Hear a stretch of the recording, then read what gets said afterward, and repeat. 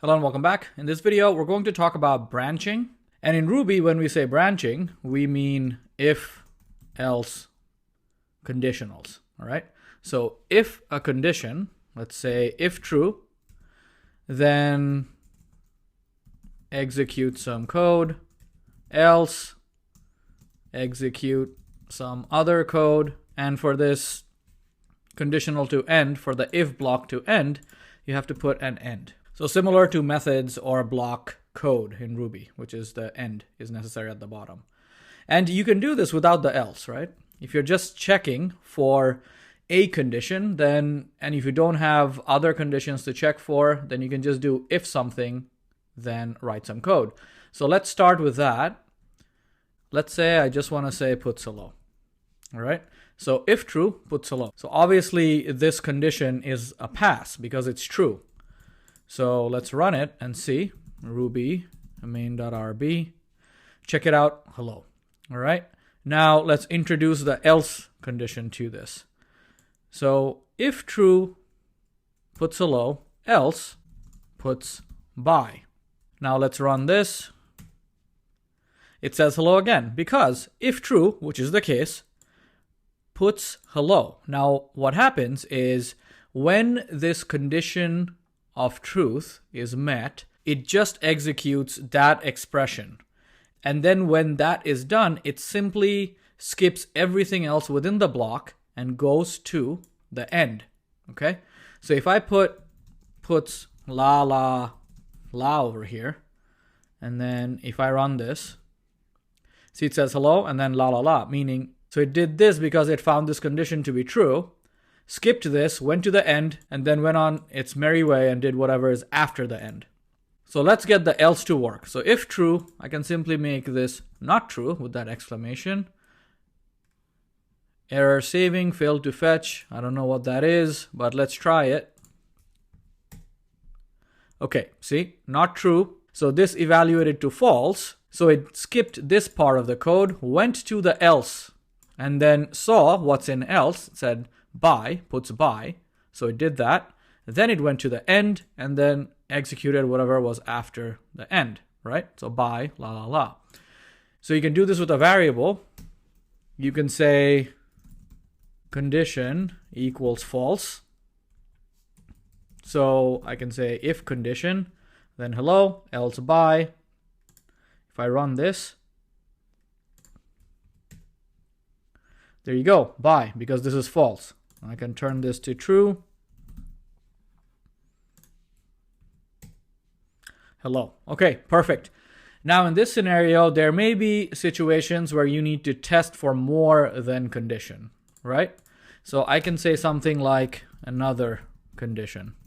And then I will set this to true as well. So how do you test for both of these conditions? Meaning, for me to execute this line, puts hello, I want to test for two conditions. How do we do that? I can say if condition and another condition. Now if I run this, you see both of them are true, so it gave me the output that I want, hello, and then went to the end. All right? Now, what if one of these are false? Say another condition is false.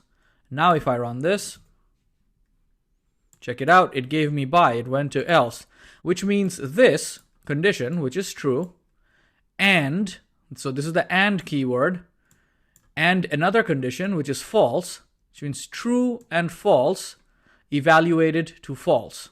So you have bye, right? It went to the else clause. So what are some other conditionals like this? So if true and false evaluates to false, what about true or false? Which means if one condition or another condition are true, then puts hello, otherwise puts bye. How do you do that? You can signify or in Ruby using these two pipes.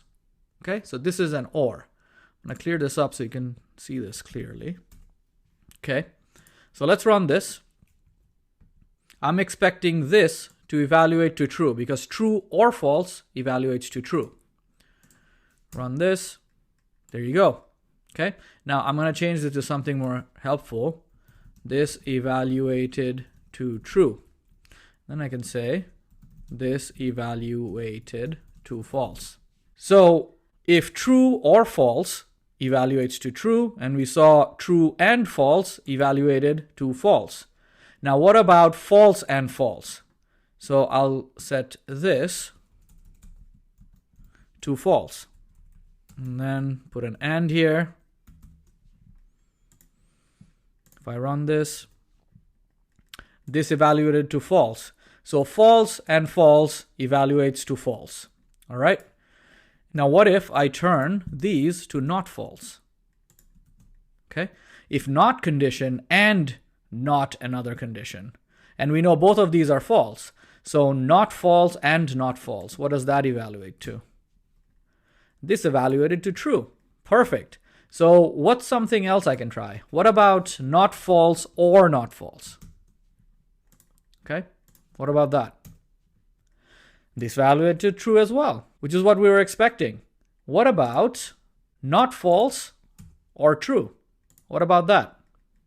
If I run this evaluated to true as well. So these are conditionals that are going to come up every now and then. Now that we've looked at some of these evaluation and how you can use not, and or to pretty much form any kind of combination you like. And of course, later on, you're going to see how you can use brackets as well. Whoops, sorry, I meant parentheses, not brackets. I confuse that every now and then.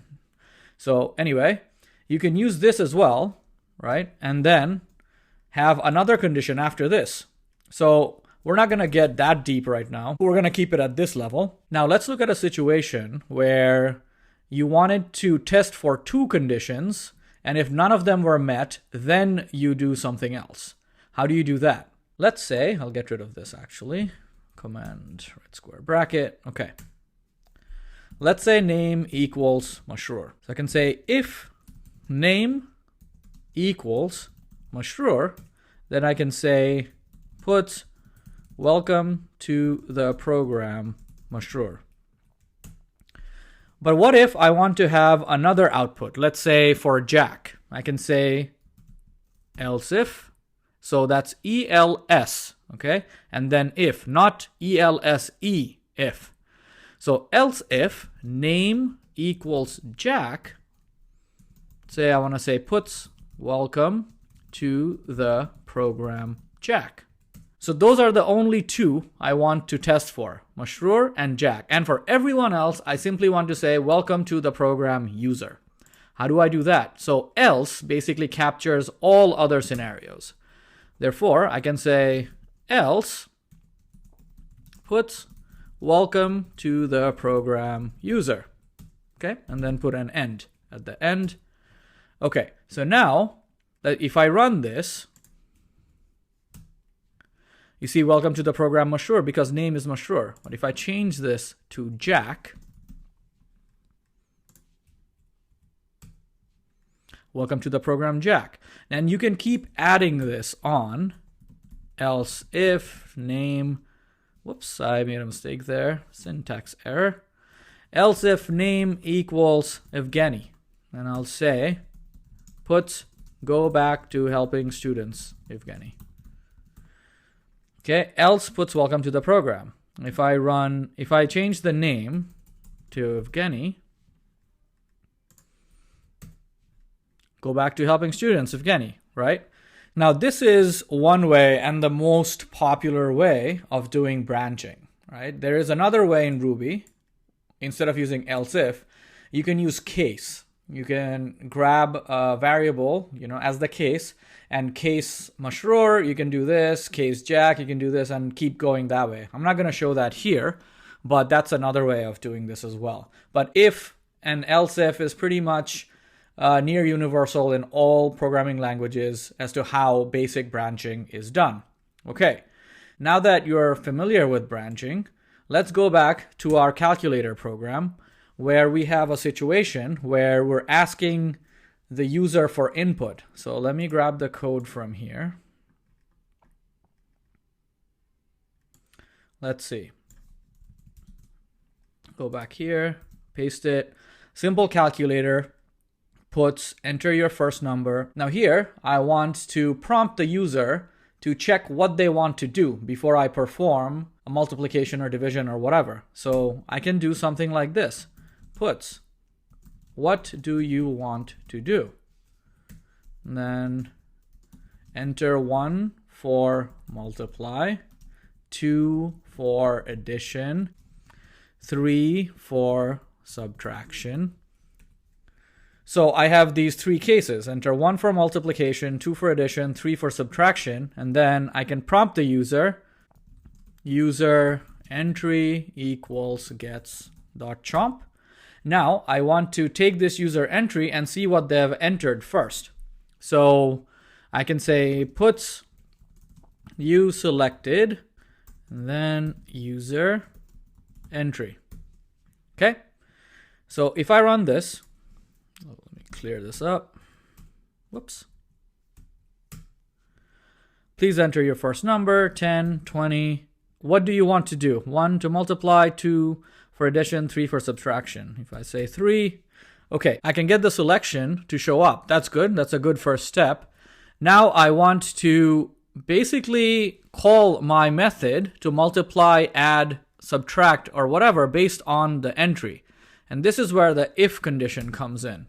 So if user entry, remember user entry I'm getting as a string. So if user entry equals 1, or I can convert the entry to an integer and do this as well, then I can say puts you have chosen to multiply, right? And else if user entry equals 2, put you have chosen to add.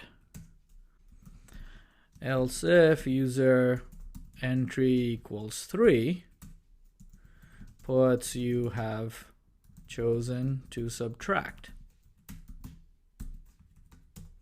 Okay, so let's see how that works. I don't really need this particular line anymore since I'm testing for this below.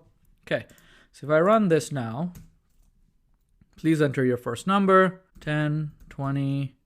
What do you want to do? 1, multiply. You've chosen to multiply. Perfect. So my conditional is working, but notice how I just have 1, 2, 3. What if I did this? 10, 20. What do you want to do? Let's say I said 10. It does nothing. So I need another condition here for else. And I want to say puts invalid entry. Right? So then if I repeat this situation, 10, 20, 10, invalid entry. Perfect. So we've successfully used branching to display what the user is asking to do. Now, the next step is to actually call the method, the methods that we defined over here. The next step is to call these methods to perform the arithmetic function that the user wants. And that I'm going to leave you as a homework assignment. All right. You've already learned how to build the methods. You know how to call the methods, and you know how to test the user's input.